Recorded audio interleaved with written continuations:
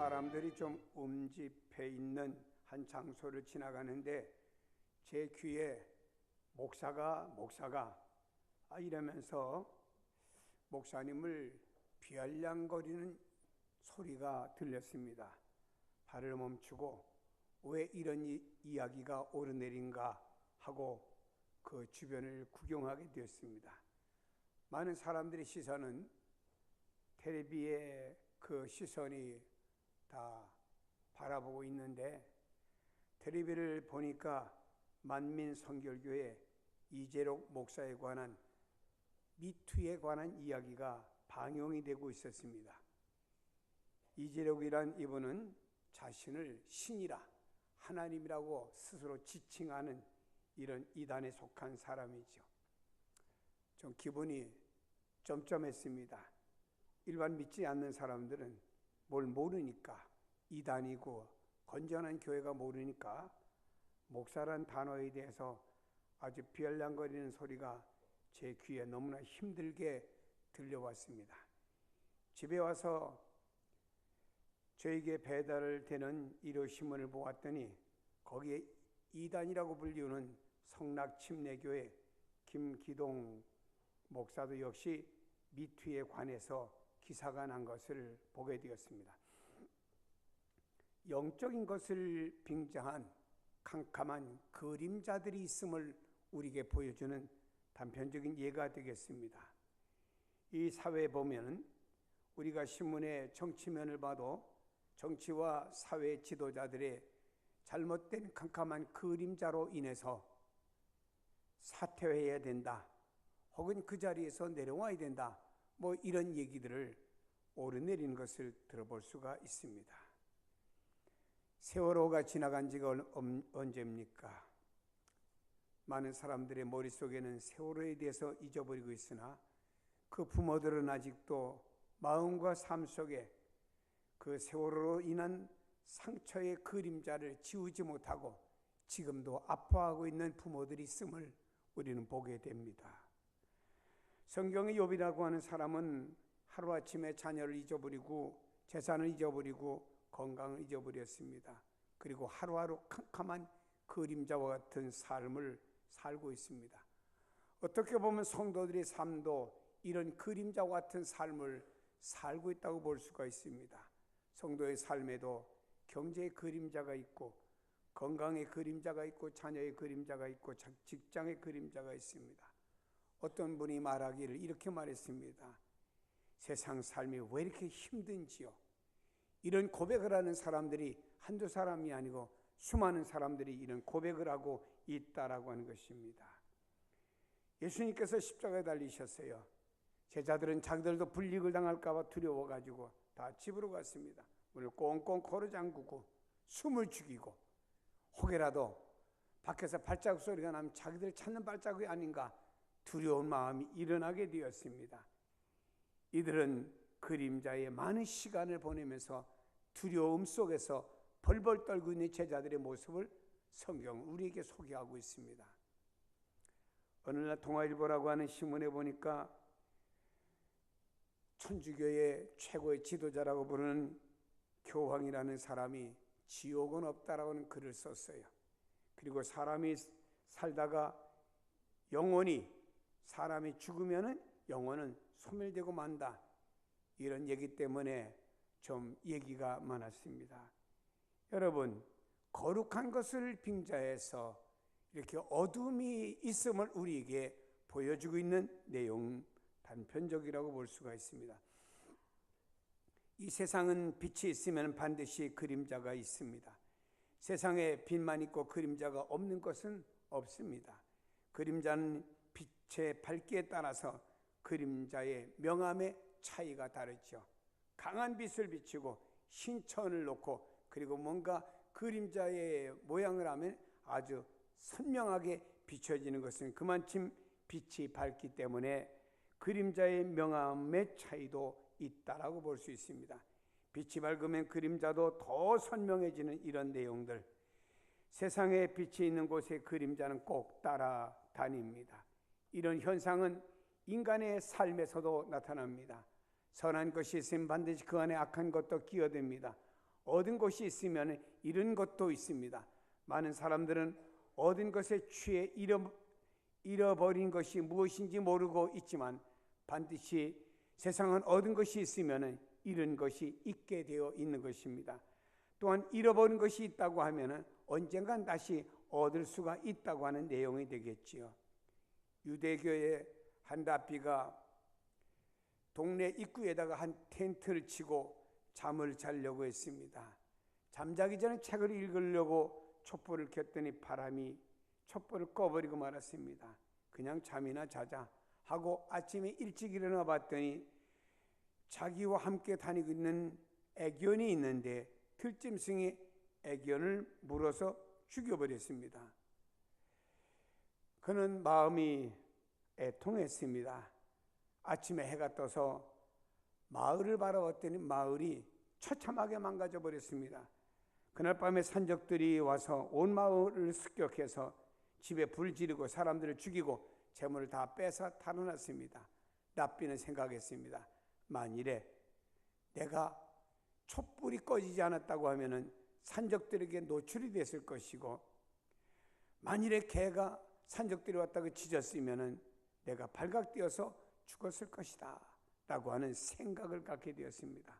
이 세상은 얻은 것이 있으면 잃은 것도 있고 잃은 것이 있으면 얻은 것도 있다고 하는 이야기죠.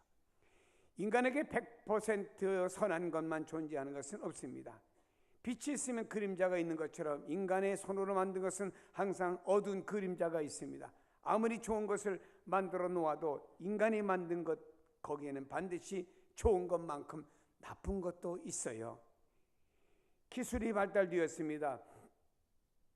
과거에는 막 산품 이렇게 부채질했습니다만은 지금은 여름이 되면 자동차 안이든 건물이든 집이든 시원한 에어컨을 켜고 삽니다. 겨울이 되면 방과 사무실에 따뜻한 난방을 켜고 따뜻하게 지납니다. 우리가 가까운 곳은 자동차, 해외 갈 때는 비행기로 먼 길도 쉽게 갈 수가 있습니다. 다 빛이지요. 그러나 그림자도 있습니다. 이렇게 편리한 생활을 위해서 석유나 기름이나 가스나 화석 연료를 사용해서 얻는 것인데, 이것이 탈 때 발생하는 유해 물질로 인해서 지구의 흙이라든지 지구의 물이라든지 지구의 공기가 갈수록 오염되어서 사람이 살기에 부족한 곳이 되어 가고 있다라는 이야기죠. 그래서 인간이 빛에서 그림자를 제거하기 위해서 노력하지만 성공하지 못하고 있습니다.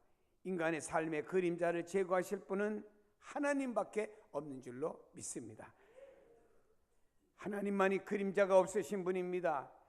하나님은 빛 자체이시기 때문에 그림자가 없습니다. 이 하나님께서 창세기에 빛을 창조하셨습니다. 자신이 빛이기 때문에 빛을 만드셨고 하나님을 가리켜 하나님은 빛이라고 말씀하고 있습니다. 야고보 사도는 하나님을 그림자가 없는 분이라고 소개하고 있습니다. 온갖 좋은 은사와 온전한 선물이 다 위로부터 빛들의 아버지께로부터 내려오나니 그는 변함도 없고 회존하는 그림자도 없으시니라고 말씀했습니다. 은사와 모든 선물이 빛들의 아버지께로부터 하늘로부터 우리에게 내려온다고 말씀하고 있습니다. 하나님은 변함도 없고 회존하는 그림자도 없으신 분이라고 말씀하고 있습니다.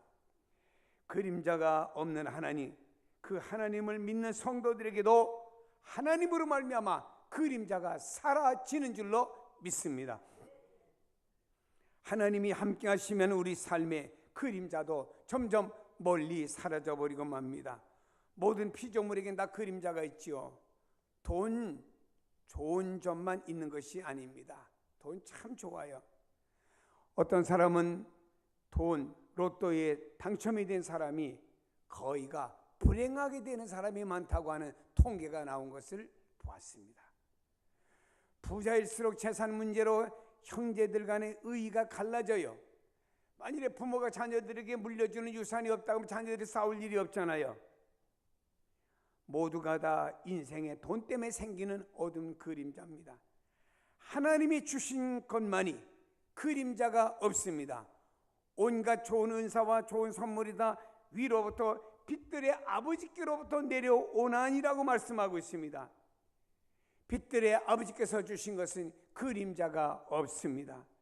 그러므로 빛들의 아버지 된 자녀들이, 즉 성도들인 그림자가 없는 삶을 바로 예수 그리스도를 통하여 이루어지는 역사가 있기를 바랍니다. 어떻게 하면 우리가 그림자가 없는 삶을 살 수가 있을까요? 그 중에 하나는 모든 것이 하나님이 우리에게 주셨다고 믿고 그것을 은혜로 선물로 주었다라고 믿어야 되는 것입니다. 내가 가진 모든 것은 하나님의 은혜로 주어진 것입니다. 은혜로 주셨다고 하는 것은 값을 받지 않고 주셨다라고 하는 거예요. 하나님이 우리에게 몸을 주셨습니다. 살아갈 수 있는 땅을 주셨어요. 공기를 주셨습니다. 먹고 마실 수 있는 일용할 양식을 주셨습니다. 모든 것을 주셨어요. 저는 현대를 살아가는 사람들은 참 행복한 사람들이라고 부르고 싶어요. 옛날에는 60세가 되면 아이고 장수하셨다고 해갑잔치를 거창하게 하고 온 동네 사람 친척 불러서 해갑잔치를 했습니다. 요즘은요 70이 넘어도 옛날 60대 노인들보다 더 젊어요. 80이나 좀 넘어야 이제 노인이신가 고개가 갸우뚱거릴 정도로 되고 90이 넘으면 아 노인네시구나, 100살 넘으시면 아 노인네셔, 이렇게 되리만큼 그렇잖아요. 어떤 닥터가 그런 말 합니다. 목사님 참 요즘 세상 좋습니다. 왜요? 웬만한 약이 웬만한 병은 다 고칩니다. 지금 약이 너무나 좋아졌습니다. 너무나 발달되었습니다. 닥터가 그런 말 하면서, 그 닥터도 70이 가까이 되는 닥터인데 제가 젊었을 때와 지금은 하늘과 땅이 다르리만큼 의학도 엄청나게 달라졌고 의술도 엄청나게 달라졌습니다. 그런 얘기합니다. 좋은 시대에 여러분 살고 있어요. 그러니까 너무 오래 살지 마시고 120세만 사세요. 건강하면 그렇게 가시고 앞으로 힘들면 좀 더 일찍 가시는 것도 괜찮아요. 여러분, 우리에게 하나님이 가족도 주셨어요. 재산도 주셨어요. 사업당도 다 하나님 주신 거예요. 내가 만든 게 아닙니다. 왜냐? 욥이라는 사람이 그렇게 고백했잖아요. 그 재산이 있었습니다. 자녀가 있었습니다. 건강이 있었습니다. 다 놓쳤어요. 그 다음에 욥이 말했습니다. 주신 자도 여호와시고 가져가시는 분도 여호와시라. 다시 말해 자기에게 주었던 모든 것들을 하나님이 주셨다라고 욥이 고백했다 이 말입니다. 내 모든 소유가 하나님 주신 선물입니다. 이렇게 믿고 사실 하나님, 내 주변 모든 것 다 하나님이 주셨습니다. 이렇게 믿고 살아가는 겁니다. 심지어는 고난도 시련도 어려움도 하나님이 주신 것으로 믿고 살아가야 됩니다. 왜 이게 선물인가요? 아니 목사님, 고난과 시련과 어려움이 왜 하나님의 선물이에요? 역으로 생각해 보세요. 지금은 고난과 시련과 어려움이 있지만 머지않아 이것이 은혜가 되고 복으로 바꿔주신다고 하면 오늘의 고난과 시련이 이것이 복이 아니고 무엇이겠습니까? 다윗이라고 하는 사람은요 많은 고난을 당했어요. 그는 그렇게 많은 고난을 당할 수가 없습니다. 그러나 하나님은 그의 모든 고난과 시련을 겪고 난 다음에 하나님은 이 다윗이라는 사람을 이스라엘의 2대 임금 성군 다윗으로 삼아 주신 줄로 믿습니다. 다시 말해 다윗에게 고난과 시련은 복으로 바꿔진 줄로 믿습니다. 하나님이 주시는 것은 그림자가 없습니다. 내가 가진 모든 것을 하나님이 내게 은혜로 주셨다고 하는 것을 인정하고 우리는 어떤 환경에서도 좌절하지 마시기를 축복합니다. 절망하지 마시기를 축복합니다. 모든 것이 하나님의 은혜 아래서 이루어졌기 때문에 염려할 필요가 없어요. 다윗이라고 하는 사람은요 이렇게 생각을 했고요. 또 신약에 와서 보면요 바울이라고 하는 사람은 선교 활동을 많이 하는 사람인데 그에게 지병이 있어요. 약한 곳이 있었습니다. 큰 병이 있어요. 하나님께 기도했습니다. 하나님, 이 병 좀 고쳐주세요. 더 선교 활동 좀 활발하게 하고 싶습니다. 그랬더니 하나님께서 바울에게 응답을 주셨습니다. 바울아, 바울아, 내가 내게 병을 주신 것은 바로 내가 주었다. 너를 통해서 많은 능력이 나타나지 않느냐? 병든 자가 일어나고 죽은 자가 살아나고 복음이 전파되고 교회가 세워지지 않느냐? 이러다 보면 내가 교만해질 수 있어. 그러면 너에게 병을 줌으로 말미암아 병 때문에 내가 오히려 교만하지 않고 겸손하게 만들려고 너에게 병을 준 것이다 라고 하나님의 응답을 받게 되었습니다. 다시 말해 바울은 병이 하나님께로부터 왔다고 하는 말씀을 듣고 바울 자신의 병은 더 이상 그림자로 보지 않고 바울은 그 병까지도 빛으로 보았다 이 말입니다. 왜? 하나님이 주셨기 때문에 빛이라고 생각했다 이 말입니다. 자신의 교만의 바이러스를 방어해 주는 빛으로 그에게는 고난과 어려움과 질병을 준 것입니다. 이스라엘 백성들이 광야 40년길을 갔지요. 하나님 보호와 인도하심을 받은 것입니다. 우리 성도들이 이 땅을 살아가는 이 삶의 이 모든 과정을 광야 이스라엘 백성 40년으로 비유할 수가 있습니다. 하나님께서 먹을 양식, 일용할 양식 주셨어요. 하나님 고기도 주셨습니다. 특별 메뉴 주셨습니다. 낮에는 구름 기둥과 밤엔 불 기둥으로 시원하고 따뜻하게 만들어 주셨습니다. 반석을 열어 샘물로 마시게 해주셨습니다. 아말렉 군대 적군을 물리쳐 주셨습니다. 이런 하나님의 은혜를 많이 받았음에도 불구하고 이스라엘 백성들이 은혜 의식은 떠나가 버리고요, 인본주의로 가득 찬 사람들이 되었습니다. 그러다 보니까 이들은요, 사사건건 하나님께 받은 은혜 가지고 감사하기보다는 오히려 인본주의로 말미암아 원망했습니다. 오늘날 우리도 하나님께로부터 얼마나 많은 은혜를 받습니까? 그럼에도 불구하고 우리는 그의 은혜의식은 떠나가 버렸어요. 그리고 인본주의로 원망합니다. 성도 여러분, 은혜의식으로 가득 채우길 바랍니다. 하나님의 은혜입니다. 하나님의 은혜입니다. 하나님의 축복입니다. 그렇게 생각하고 감사하세요. 어떤 엄마는 아이고 애가 공부도 못해갖고 이건 대학을 갈지 말지, 아이고 난 얘만 되면 아주 밥을 먹어도 소화가 잘 안 되고 유장병 걸릴 정도라 그럽니다. 그래도 고민할 수 있는 자녀가 있는 게 감사하지 않아요?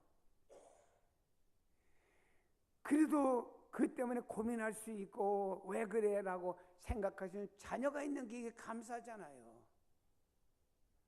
자녀가 없으면요, 지금 50대, 60대 되신 분이 주여 자녀 주실 줄로 믿습니다 기도하겠어요? 사랑하는 여러분, 오늘 우리가 이 땅에 살면서요, 은혜의식 갖고 살아야 돼. 지금 내가 가지고 있는 모든 것은 하나님이 주신 것으로 믿고 하나하나 하나님께 감사할 수 있는 성도가 되기를 주님의 이름으로 축복합니다. 이건 오늘 설교와 제목 내용이 다른 얘기입니다만은, 한 어머니가 어린 아들에게 말했어요. 그 아들이 나중에 훌륭한 우리나라의 목사님이 됐습니다. 한 순례자가 있다. 길 가는데 호랑이를 만났어.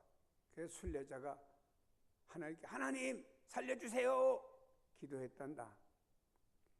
근데 호랑이가 하나님께 기도를 했대. 하나님 오늘 일용할 양식 주셔서 감사합니다. 그래 아들에게 말했답니다. 아들아, 하나님께서 호랑이 기도를 들어줬겠냐 순례자 기도를 들어줬겠냐 라고 질문을 던졌습니다. 이 아들이 알쏭달쏭하면서 엄마 순례자 기도 들어준 거 아니야? 그러니까 엄마가 말을 않고 한 사흘 지나더래요. 매일같이 엄마를 졸랐습니다. 엄마 하나님께 누구 기도 들어줬어? 그런데 엄마가 입을 열어 말하길 하나님은 호랑이 기도를 들어줬단다. 아니 왜 호랑이 기도를 들어줬어? 기도해보면 하나님 살려주세요 간구 기도보다는 감사 기도를 하면 더 좋아하기 때문에 호랑이 기도를 들어줬단다. 이렇게 웃는 얘기를 엄마가 했다는 얘기를 들었어요. 그래요, 사사건건 감사 좀 하셔. 하나님의 은혜입니다. 하나님의 은혜에 감사하셔. 교인들 보니까 위가 나빠서 음식을 못 먹는 사람들도 있습니다. 음식을 못 먹어. 어떤 사람도 음식을 못 먹는데 왜 먹는데 먹거나 화장실을 못 가서 또 못 먹는데 이거 참 누워도 걱정 안 누워도 걱정. 참 이 세상이 희한해요 여러분. 그러니까 여러분들은 맛있게 드시고 어디도 가시고 다 은혜 아닙니까? 우리는 모든 게 다 하나님의 은혜로 되어져 있기 때문에 하나님께 감사하는 성도가 되기를 주의 이름으로 축복합니다. 사랑하는 여러분요, 이렇게 하나님의 은혜인 줄로 믿고 하나님 주셨다고 믿고 은혜라고 생각하고 하나님께 감사하는 사람에게는요, 그림자는 물러가고 빛만 남는 줄로 믿으시기를 바랍니다. 그리고 여러분의 입만 열었다 하면은 하나님이 주셨습니다. 하나님이 주셨습니다. 하나님이 주셨습니다. 하나님의 은혜입니다. 하나님의 은혜입니다. 하나님의 은혜입니다. 하나님 감사합니다. 이런 단어만 계속 반복적으로 하나님께 올려드릴 수 있는 성도가 되기를 축복합니다.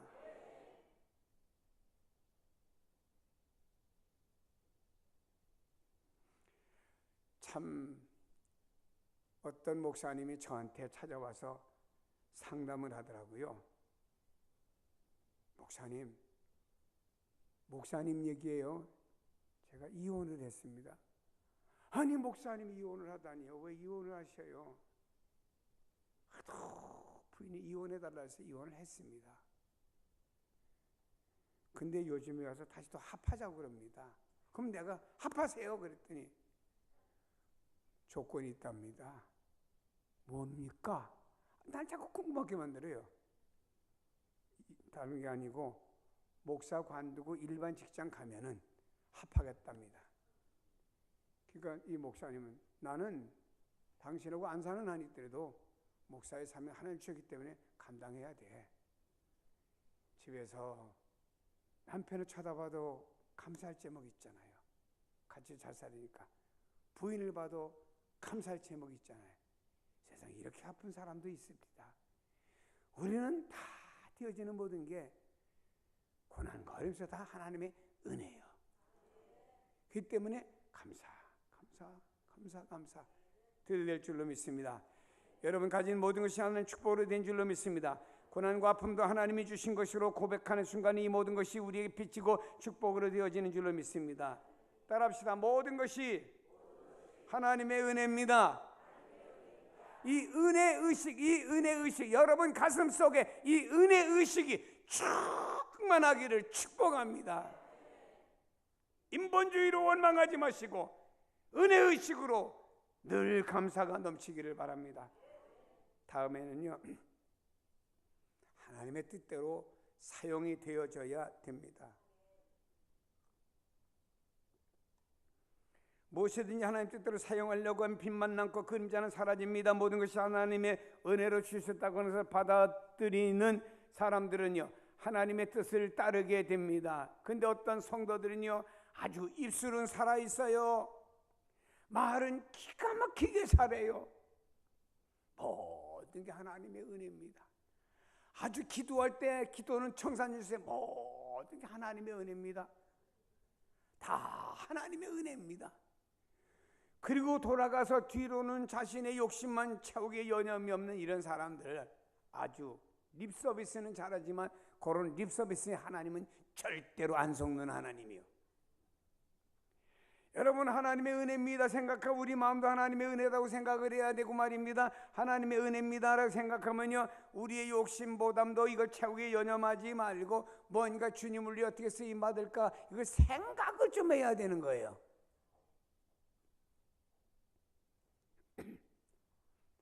정치가들 보니까요, 어느 후보로 나올 때는요, 저한테 한 달에 2번 와서 목사님 사랑합니다, 잘 부탁합니다 그러다가 그분 당선이 됐어요.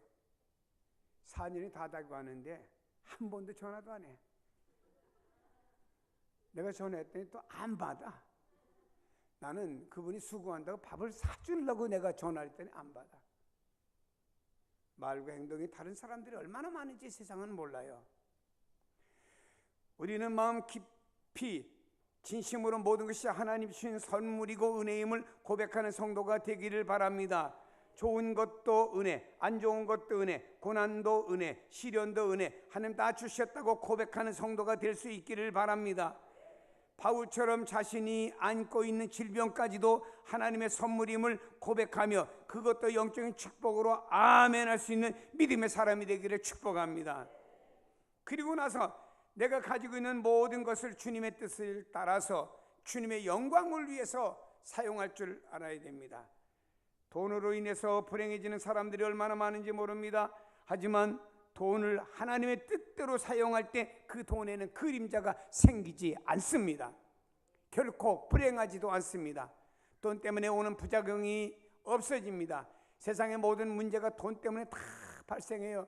많은 사람들이 돈 때문에 살인도 하고 강도질도 합니다. 돈 때문에 많은 사람이 죽어가요. 돈이 없어 병원에 입원하지 못하고 치료받지 못해 죽어가는 사람도 있어요. 그러나 돈이 많아서 강도에게 죽은 사람은요, 치료받지 못해 죽는 사람보다 더 많답니다. 아무리 작은 돈이라도 그 돈이 나에게 빛이 되어줘야 되지, 그 돈이 그림자가 어둠이 되어서는 안 된다 이 말입니다.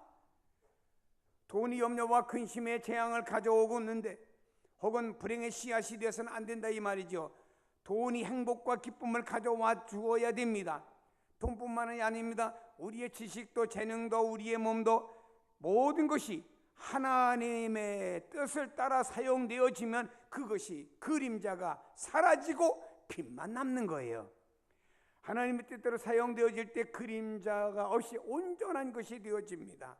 한 나귀의 주인이 있습니다. 주님께서 예루살렘에 입성하시면서 나귀 주인에게 제자들을 보내서 주께서 쓰시겠다라고 말했습니다. 나귀 주인은 두말하지 않고 어서 가져가세요. 내 나귀가 주님을 위해서, 내 나귀가 주님의 입성을 위해서 쓰임받는 것, 무한한 가문의 영광입니다. 이런 얘기 아니겠어요?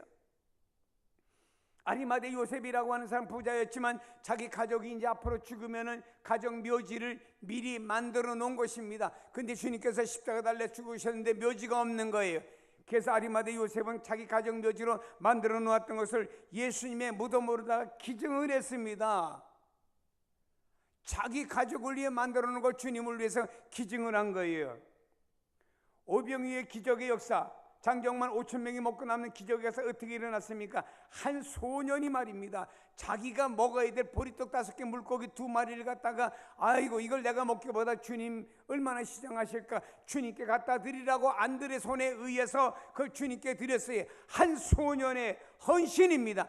한 소년이 주님께 드려진 것입니다.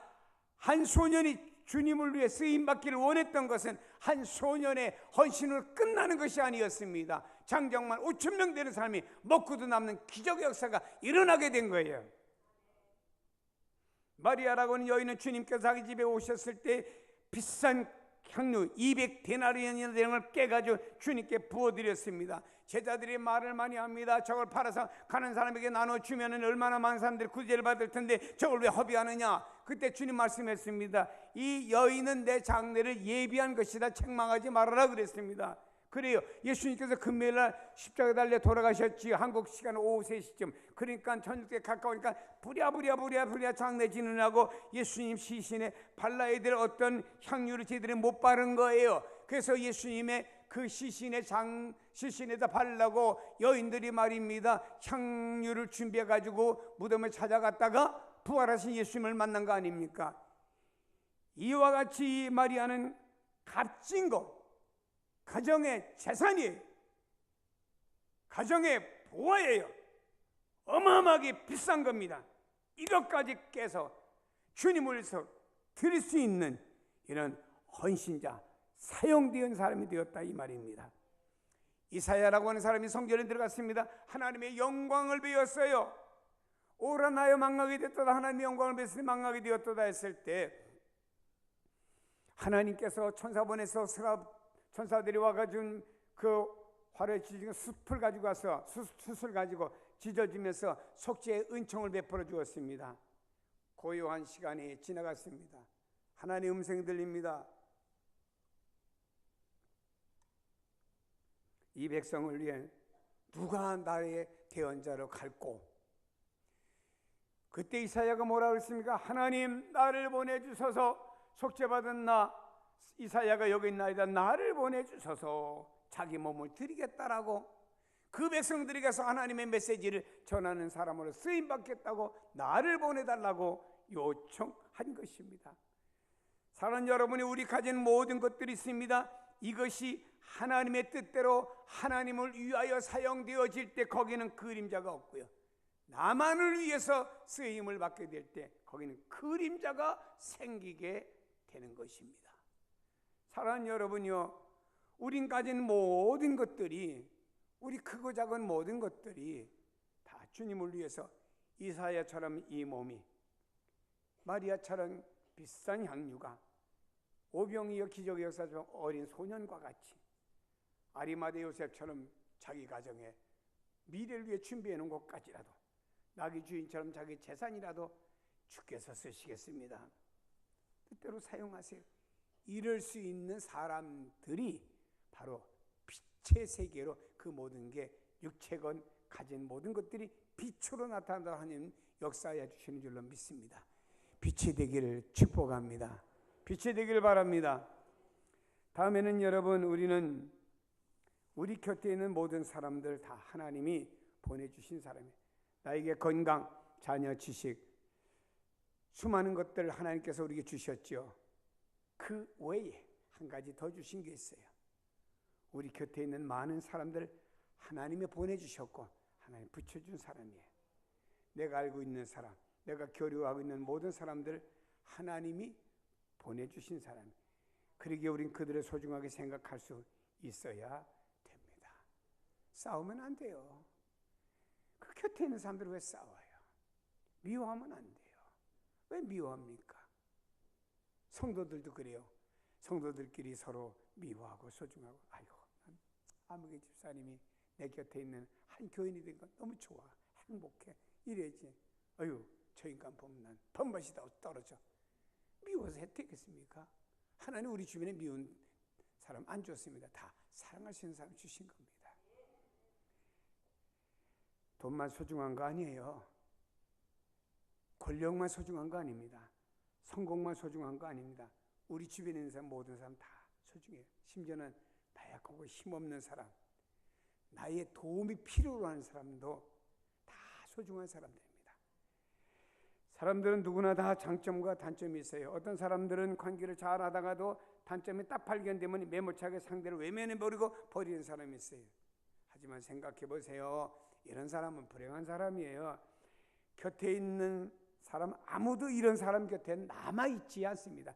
내 곁에 사람이 없으면 나를 돌아보세요. 내 곁에 왜 사람이 없을까? 나를 한번 돌아보세요, 여러분. 오히려 그 형제와 자매의 단점이 보이면 슬쩍 허물을 좀 덮어주세요. 허물을 이해해주고 덮어줄 수 있는 마음, 용서해줄 수 있는 이 마음이 주님의 마음입니다. 우리가 주기도문 암송할 때 우리가 우리에게 잘못한 사람을 내가 용서한 것처럼 하나님 내 잘못 용서해달라고 기도하지 않습니까? 주님께 베드로가 말했습니다. 누가 나에게 잘못하면 몇 번 용서할까요? 70번에 7번. 유대인들은 잘못하면 3번 용서해 줍니다. 맥시멈이 70번에 7번. 무제한이에요. 여러분, 형제가 나와 관계가 안 좋으면요, 형제가 잘못해서 나와 관계가 안 좋으면요, 해가 누여지려고 하면 성경에 하나님께서 빨리 형제한테 가라 그랬습니다. 가서 형제와 관계를 회복하고 와서 잠자라 그랬어요. 해가 수없이 떴다 졌다 하는데 왜 이렇게 원수 삼고 살아요? 그건 안 됩니다. 오늘 해가 지기 전에요, 오늘 또 날씨 흐렸나? 그 흐리면 또 흐려서 아니라고 또 할 수도 있으니까 오늘 해가 지기 전에 잘못한 거 있으면요, 전화 좀 하세요. 형제요, 자매요, 내 곰곰이 생각해보니까 내가 부족했던 것 같아. 이해하고 삽시다. 이러면요, 잠도 잘 와. 불면증도 안 걸려요. 사랑하는 여러분이요, 내 주변에 있는 모든 사람이 주님이 보내주신 선물이라고 생각을 하고 살아갑시다. 그 순간 그들의 단점보다는 장점이 더 크게 보일 것이고, 이웃들을 하나님이 보내주신 사람으로 받아들이고 감사할 때 장점만 보이고 단점은 보이지 않는 거예요. 저는 어떤 가정을 이렇게 보면요, 부인이 진짜 이뻐요. 목사의 눈으로 봐도 이뻐요. 음탕한 눈이 아니고 그냥 눈으로 봐도 진짜 아주 이목구비가 이쁘게 생겼어요. 근데 남편은 그렇게 못생길 수가 없어. 근데 어떻게 결혼이 됐을까? 나 그 이해가 안 가요. 그건 간단해요. 그건 간단합니다. 단점은 안 보이고 장점만 보이니까 결혼하게 돼 그렇게 재밌게 살아요. 아니 그 부인이 말이에요, 그 남편 얼굴에 뭐 파파리 묻어다가 뛰어다가 지가 먹더라고. 아 참 진짜. 여러분이요, 교만한 사람들은요 주변에 있는 사람들을 하나님 보내주셨다라는 사실을 인정하지 않는 것입니다. 저 사람이 나를 왜 힘들게 할까 이렇게 생각하는 사람은 누구지요? 이 사람 왜 나를 힘들게 만들어? 이 사람 나를 왜 힘들게 만들어? 이렇게 생각하는 사람은 내가 교만한 사람이라 이런 말입니다. 항상 주변에 있는 사람들보다 자신이 더 낫다고 생각하는 사람은요, 하나님이 사람을 보내주셨다는 사실을 인정하지 않는 사람들이다 이런 말입니다. 여러분이 사람이 죽을 때 과연 몇 사람을 만날 수 있을까요? 다시 말해, 죽을 때까지 몇 사람 만날 수 있을 것 같아요, 여러분? 죽을 때까지 몇 사람 만나고 죽을까요? 여러분이요, 내가 참 평생 동안 몇 사람하고 앉아서 식사할 것 같아요? 가족 식구판에 고도 몇 사람하고요? 생각해 보면요, 그리 많지 않은 것 같아요. 만난 사람만 계속 만나죠. 지금 내 주변에 있는 모든 사람들, 하나님이 맺어주신 인연이라고 하는 것을 잊지 마시고 다 소중한 사람들이고 선물입니다. 만나면 그저 인사도 잘하시고, 인사도 잘하시고요, 칭찬도 잘해주시고 아닌 척도 잘해주시고 얼마나 좋아요. 가방 들고 쌩 하고 가버려. 내 주변에 있는 모든 사람들은요, 하나님이 나에게 보내주신 사람입니다. 옆에 있는 분 얼굴 쳐다보면서 이렇게 하세요. 당신은 나에게 하나님이 보내주신 사람입니다. 시작.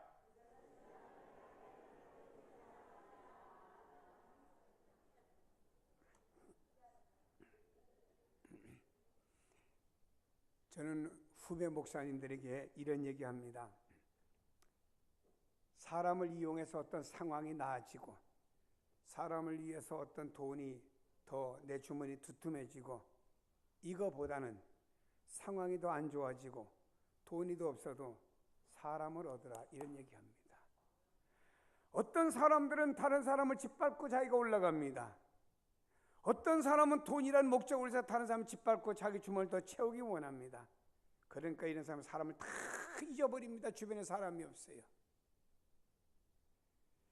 나쁘게 듣지 마시고 그냥 제가 경험담 얘기하니까 그냥 지나가면서 경험담 한번 들어보세요. 제가 총회를 하면서 총회 서기를 했어요. 서기가 딱 끝나고 나니까 사람들이 저를 보고 김 목사 교육부장 하라 그랬답니다. 꼭 교육부장 하자고. 그랬더니 저와 라이벌이 되는 사람이 하나 교육부장이 생겼어요. 그분이 저한테 찾아오더니 목사님은 총회 서기도 하고 할 거 하는 거 별거 다 했는데 나는 아무것도 해본 것이 없습니다. 그래서 이번에 교육부장 좀 해보려고 나왔는데 하필 목사님이 라이벌이 됐으니 붙어보나마나 내가 칠 테니까 목사님 양보 좀 해주세요 라고 저 시골에 있는 목사님이 저한테 부탁을 하더라고요. 제가 가만히 쳐다보고 꼭 하고 싶소? 꼭 하고 싶대. 그럼 당신 해. 내가 안 나갈게. 양보해 줬어요. 제가 GMS 이사장을 딱 끝났어요. 전 세계에 120개 나라에 2,500명 선교사를 보낸 GMS의 이사장 끝나고 나니까 제가 또 고시부 TO대 고시부장 나오라 그래서 알았어 내가 나간다고 그랬죠. 그때 또 제 후배 목사 하나 오더니 선배님 그분 얘기 그대로 말해 다 헤쳐먹을 거요? 그 무슨 말이냐? 선배님은 안 한 것이 없이 종일 다 해놓고 나 좀 고시부장 좀 하려고 했는데 선배님이 라이벌로 오면 내가 또 져요. 그러니까 선배님 나한테 양보 좀 해줘요. 그럴 때다 그래서 내가 그래? 그럼 당신 해. 내가 안 할게. 그때는 이 양반이 너무 고마워가지고요. 강도사 고시 보는 날은 총회장이 와서 설교하는데 총회장을 설교를 안 시키고 나를 설교시켜 주더라고요. 그리고요, 세월이 지났습니다. 제가 부총회장 나오는데 이분들이 앞서가지고 얼마나 운동을 해줬는지 몰라요. 만약 이때 내가 이분들을 짓밟고 내가 교육부장도 했고 내가 고시부장도 했으니 이분들이요, 제가 총회장 나올 때 악착같이나 떨어뜨리는 운동했을 것 같아. 여러분, 상황을 얻고 돈을 얻는 것보다 중요한 건 사람을 얻으세요. 사람을 얻으세요. 내 주변에 사람은 하나님이 보내주셨습니다. 소중히 여기고 사람을 얻으시라, 이런 얘기입니다. 사울의 아들 요나단이 있습니다. 요나단과 다윗은 아주 우정이 좋은 관계예요. 여러분, 옛날 보면요, 사울 다음에 요나단이 이스라엘의 왕이 되어야 돼요. 근데 다윗이 이스라엘 2대 임금이 되게 되어 있습니다. 그때 요나단은 자기가 왕이 못 되어도 하나님 다윗을 세웠다고 인정했습니다. 그리고 아버지 사울이 다윗을 죽이려고 하면요, 요나단이 미리 그걸 알고요, 다윗을 피신시키고 했어요. 둘 관계가 너무나 좋습니다. 하나님이 내 옆에 주신 사람이요, 둘 관계 너무 좋았습니다. 그러다가 나중에 요나단은 죽고요, 요나단의 아들 무미보셋인데 한쪽 다리를 못 써요. 근데 이 무미보셋을 다윗은요, 자기 식구들이 밥 먹는 상에 같이 앉아 밥 먹도록 식구 대접을 해줬다, 이 말입니다. 사람을 얻으세요. 내 주변에 있는 사람 하나님이 보내주셨다고 사람을 얻으세요. 할렐루야. 모든 것은 다 하나님의 은혜입니다. 하나님의 선물로 주셨습니다. 귀하게 여기시고 하나님께 감사하는 성도가 되길 바랍니다. 사랑하는 여러분이 가진 모든 것을 가지고 우리는 하나님께서 나를 위해 쓰임 받겠다고 하면요, 내 육체든지 재능이든지 내 물질이든지 내 가진 무엇이든지 하나님 쓰시겠다 하면 쓰임 받는 성도가 되시길 바랍니다. 그리고 내 주변에 있는 사람들 하나님 보내주셨다고 믿고 함께 더불어 살아갈 때 내 삶이 어떤 삶이 되냐, 어둠의 삶이 되지 않습니다. 내 삶을 하나님 빛으로 인도할 줄로 믿으시기를 바랍니다. 그러므로 여러분이 예수 그리스도로 말미암아 빛된 삶으로 인도받기를 주의 이름으로 축복합니다. 기도하십니다. 하나님 아버지 고맙습니다. 우리의 삶이 어둠의 삶이 되지 않기를 원합니다. 빛의 삶이